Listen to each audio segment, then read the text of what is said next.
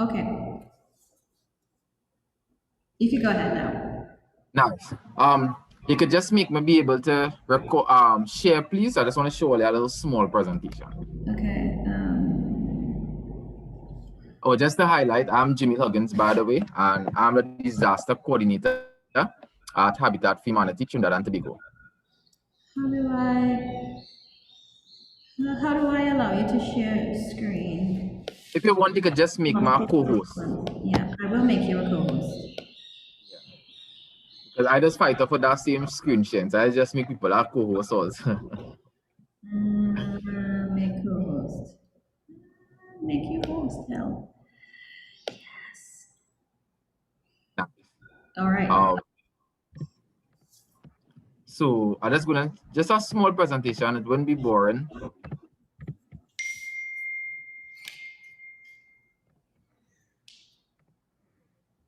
So everyone's seeing the screen, right? Yep. So nice. So who we are? Well, who are us? Who is Habitat for Humanity? Well, we are an international organization, and we are the local affiliate for Habitat for Humanity International. So we focus on disaster mitigation, preparedness, recovery, and we also help those in need with homes. How do we help those in need with homes? We offer interest-free loans and repairs to vulnerable family members. So how it works is that, say for example, a house is valued at 200, or our typical Habitat home is valued at 240,000 TT dollars.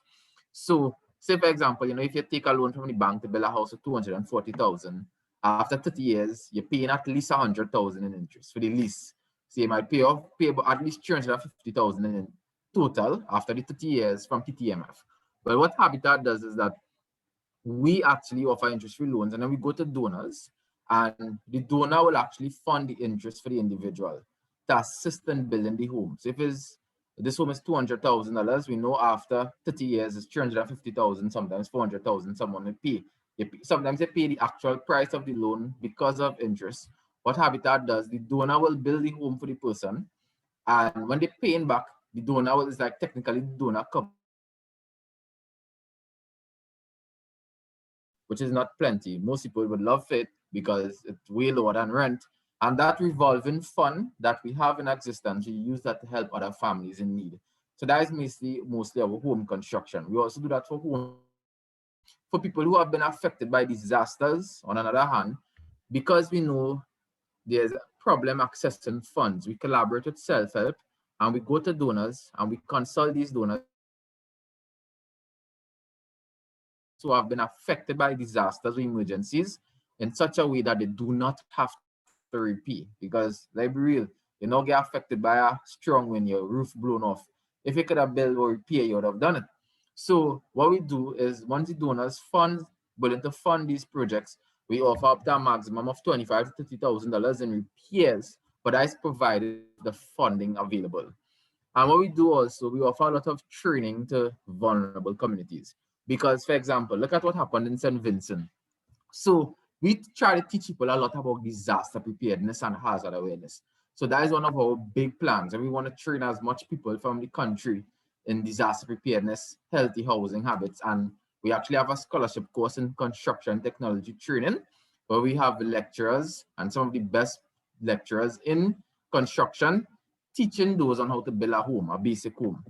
So what we wanted to speak today is that what we want to speak about today is that Habitat for Humanity, we were able to get funding from the US government to do a risk assessment in 4 communities in Port of Spain: Belmont, Southern Port of Spain, St. Anne's, and Woodbrook, which is your community. So with this funding, the goal is to just do a risk assessment of the community with members of the community. So I would show you guys how the risk assessment is done. It's done using the participatory approach to safer shelter awareness, also known as PASA. And the goal of PASA is to see what are the needs of the community. That is the goal in a nutshell. So this is just an insight of Habitat. To date, we have built over 257 houses for those in needs. We have helped over 4,800 persons in training. We built 23 community structures, 287 microbills. So our microbills will be small projects we do for persons or homeowners. So if someone need a new bathroom or a new toilet and bath, also known as a wash facility, we will do that. And we also did 393 repairs. So this is how we scaled up since we started operations in Trinidad in 1997 to the impact we had to those in society. This is an example of a project we recently did in Guapo. So we collaborated with the we collaborated with the Point 14 Disaster Management Unit, and we did the risk assessment I was telling you guys about. And from that risk assessment, they expressed to us that they actually needed a proper rainwater harvesting and storage system for their community. And the Borough Corporation was actually willing to utilize the water stored in the system to give to residents when there's water shortage. So we actually went to a donor and we were able to get funding to build a 4,000 gallon storage system for them. So the goal of this US government collaboration, as I was speaking about earlier on, is really to build resiliency in Port of Spain. So the purpose of this project is for Habitat for Humanity to have an action plan for the members of the community, so we could write for the donors for funding to help those in need, or to help the community, the residents, to help you guys execute your tasks more effectively. So it's really a multi-phase initiative aimed at supporting and strengthening local capacity. So what we'll be doing is we'll be collaborating with the mayor of Port of Spain, the MP for the area, once he's willing to collaborate with us, and he has shown interest in collaborating, and community groups, because we don't want to just look from the higher ups. We're actually doing a bottom-up approach where we want your ideas and we want your involvement. We want your 100% involvement to give to these individuals in higher positions to let them know what concerns the residents. But the bigger picture here is that it wouldn't just be going to the bigger individuals in government or in society. We will be gathering this information and we'll be giving it out to private sectors and international organizations to see how we could get funding. The goal of this project is to actually see how we could get funding to help those in need. So, sorry, I'm just skimming through all this, but I just want to reach the main point. PASA, the Participatory Approach to Safer Shelter Awareness, is our risk assessment tool. So when I mean risk assessment tool, what we will be doing is we will start with training members of the community how to gather information. Then we will start raising awareness and information sharing. So when we start, we'll do something called like a historical profile of the community. That'll be module 1. Module 2, we'll do like a community mapping. But how we tend to do this community mapping is very interactive, where you guys would actually fill out a survey for me. And in filling out that survey, you would actually send me your location. And I will do something called a GIS map. And I will be able to show you where you are on this map. And in addition to that, you would actually see certain attributes about your household and the members of your community.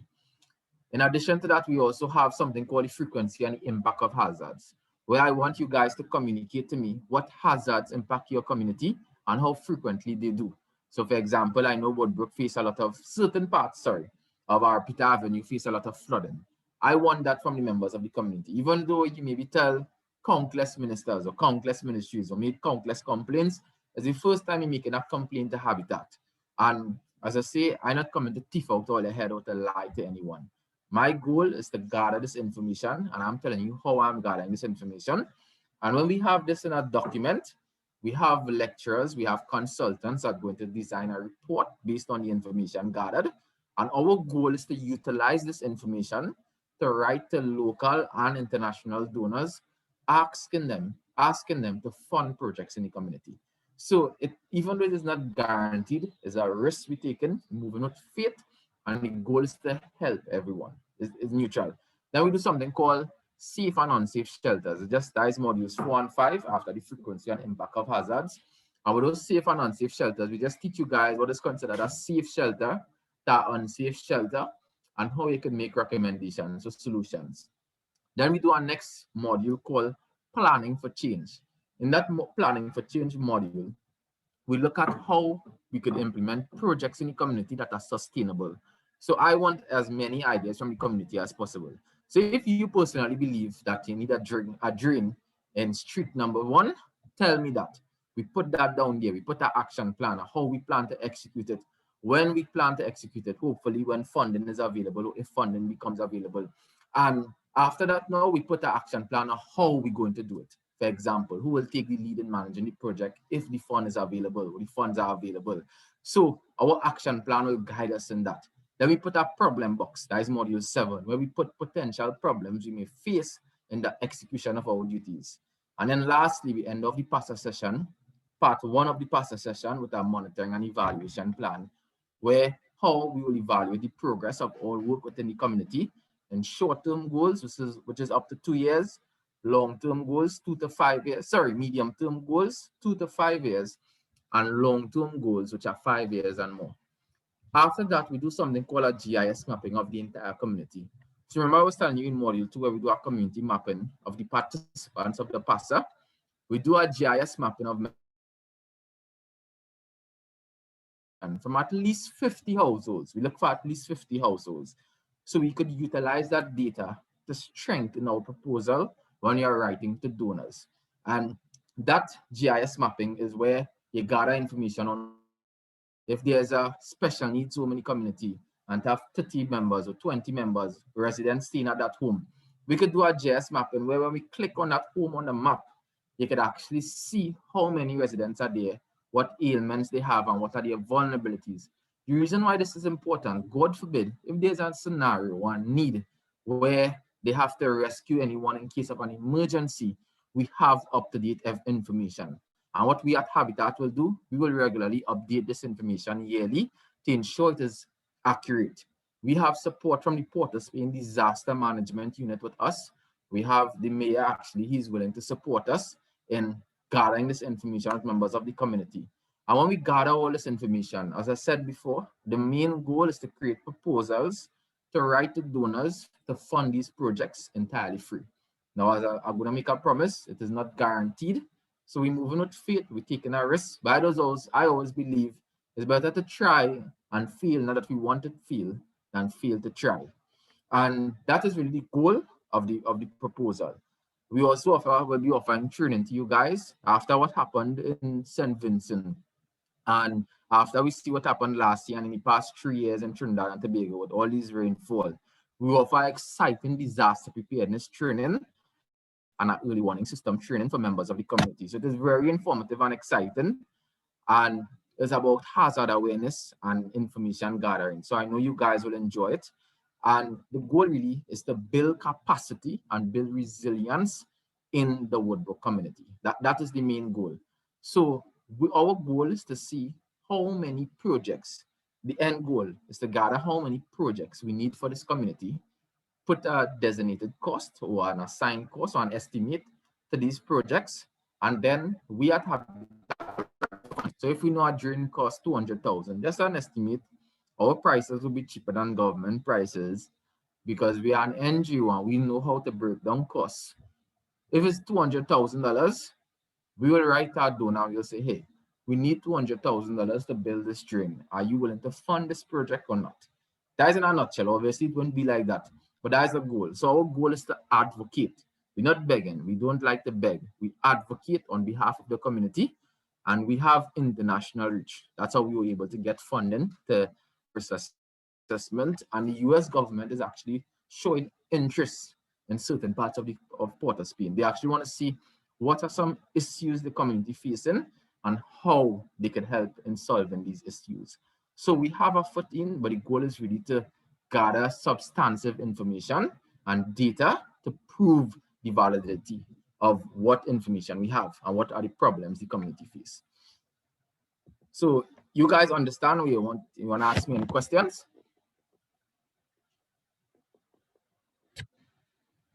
Any questions?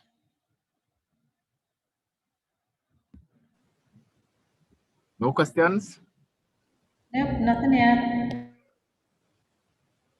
All right, then. So I'm going to share a video with everyone, and it's just to show the work we did in the past 3 years. So what we did last year, remember with Tropical Storm Brett in 2017, last year it had flooding. In 2019, we had Tropical Storm Karen. Well, for those who don't know, there were a lot of families were affected. Literally, last year alone, we had to do over 100 assessments.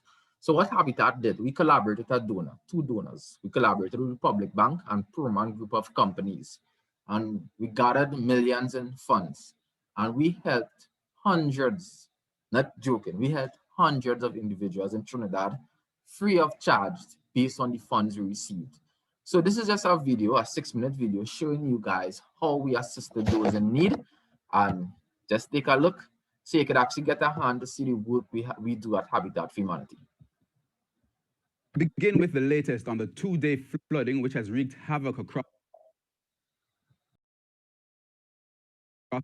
the Twin Island Republic of Trinidad and Tobago. Heavy rains in the north of the country caused a landslide earlier today. Several houses in southwest Trinidad lost their roofs to gusty winds around midday. A landslip has left one Moruga family with no place to call home.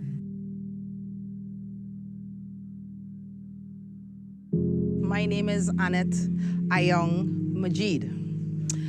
I reside here at Ramkisoon Trace. I was born here. I still live here with my family of 5, my husband and my 3 kids.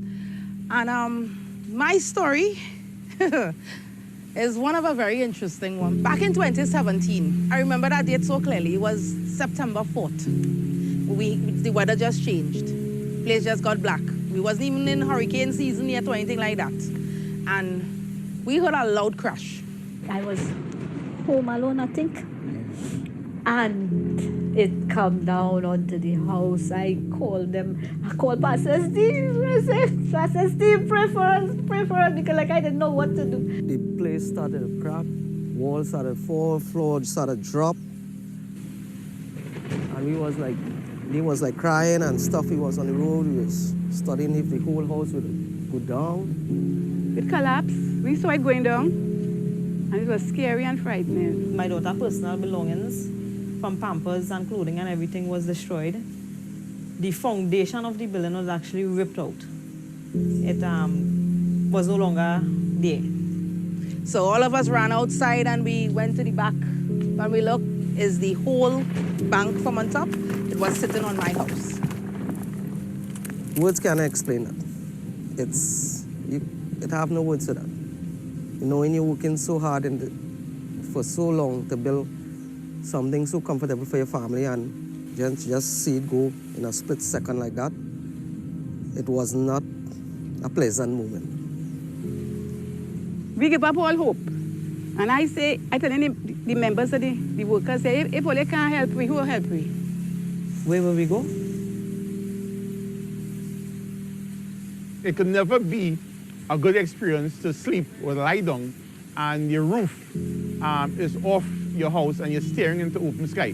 It can never be a good experience to get up one morning and see a river running not in front of your house but through your house. A disaster is not something that you can predict.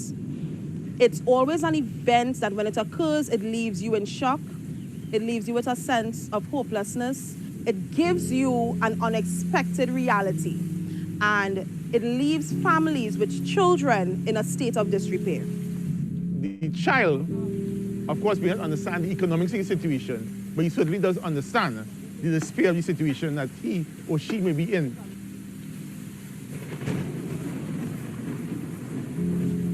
Whereas there was formerly the songs of water gushing and washing away their valuables and their belongings, their possessions, their houses, you now have the unique songs of a hammer, of pounding, of nails entering into wood, of entering into concrete. And that song now becomes a different melody. One that those children could now laugh and run around and play the hide and seek and so on, because you know what? You have now brought back joy into that situation. I enlisted the services of Habitat for Humanity with their no-interest home repair loans from $20,000 to $40,000 to $90,000 and some $250,000. And with the intervention of Habitat and the humane call to assist, persons through their disaster program, over 19 families were assisted. The Point Fortenberg through Habitat's cause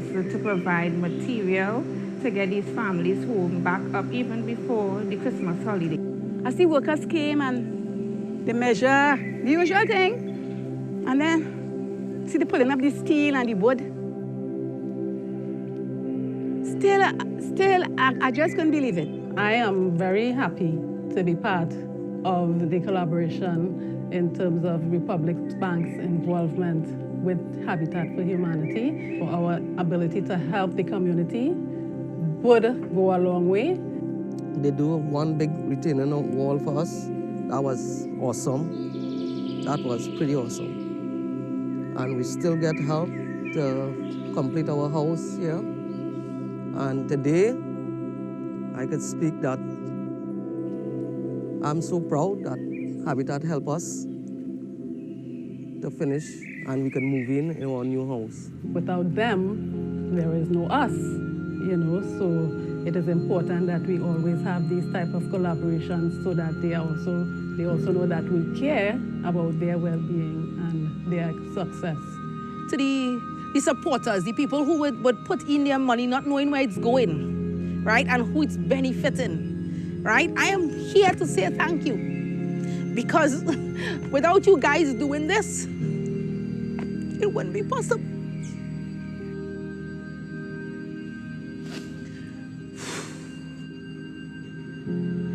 This is it. God gave me a purpose, and I accomplished one good deed in my lifetime. And that is what Habitat for Humanity has done for the District of Valencia and for the region of Sangre Grande and throughout the nation of Trinidad and Tobago. And for that, I thank them.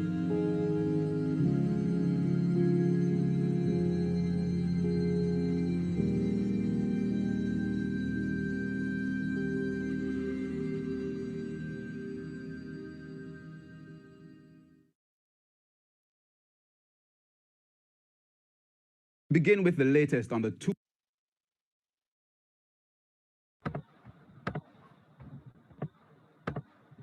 So that was the video of highlighting the work we did in the past 2 years. Well, from the past 2 years.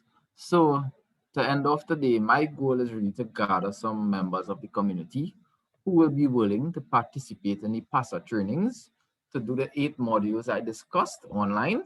It will be done entirely online, virtual, and I will be willing to set my time to accommodate your timing. We need at least 15 members from the Woodbrook community in total, just at least 15 to participate and to contribute their ideas in these sessions.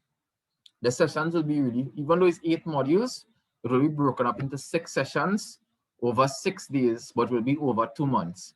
Convenient to everyone, obviously. So for example, if we do, just an example, if we do in the module 1, the historical data, say today, it will be at a time convenient to you.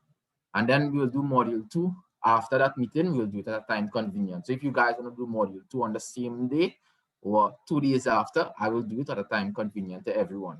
In addition, each session doesn't last more than an hour and a half. It doesn't take more than 90 minutes. Some sessions might just take 1 hour. So it's pretty short. The only session that will be very detailed is the community mapping, but it will be exciting because that is where everyone will be filling out the forms, the surveys, and I'll be showing you where you are on the map. Obviously, I won't show all the personal data on the map. I'll just show your location, providing you want me to, while we are conducting the session. And that's it. So all I'm just looking for is a committed group, core group of members, at least 15 to attend these PASA sessions. So that is really my main goal from this meeting. Any questions? Any questions?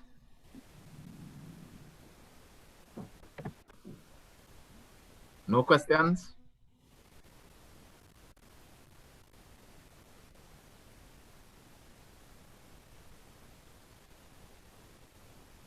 No questions?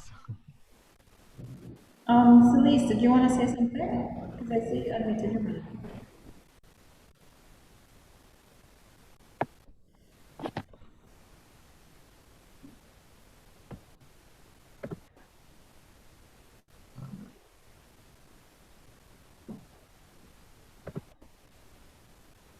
Okay then. Silly said, yes, it sounds good. Okay, so any updates I have, I will get in touch with Ms. June Durham so we could gather the members of the community. I'm looking to begin in the second week of June. That'll be 2 weeks from now. Tentatively, it is not finalized as yet, but tentatively, we have a launch scheduled for next week, Wednesday, the 2nd of June at 3 p.m., but it is tentative.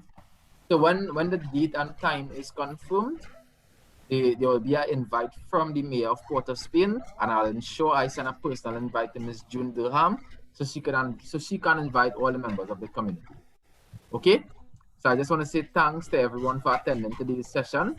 I'd like to end off with a word of prayer. Heavenly Father, I thank you, God, for gathering us all here today safely. Help us to learn as much as we can learn when we start this PASA implementation in the Woodbrook community, and I hope we do get the funds afterwards to create projects in the community. I love you, Lord, to God. Amen. So thank you everyone for attending. It was a pleasure. Have a safe and enjoyable day. Bye-bye. Bye, thank you, and we will share it on all our platforms and via email to the community. Okay then, bye. And Ms. Ashel, you could send me the link when you are finished, okay? Yes. Not the link, the recording. Yeah, done.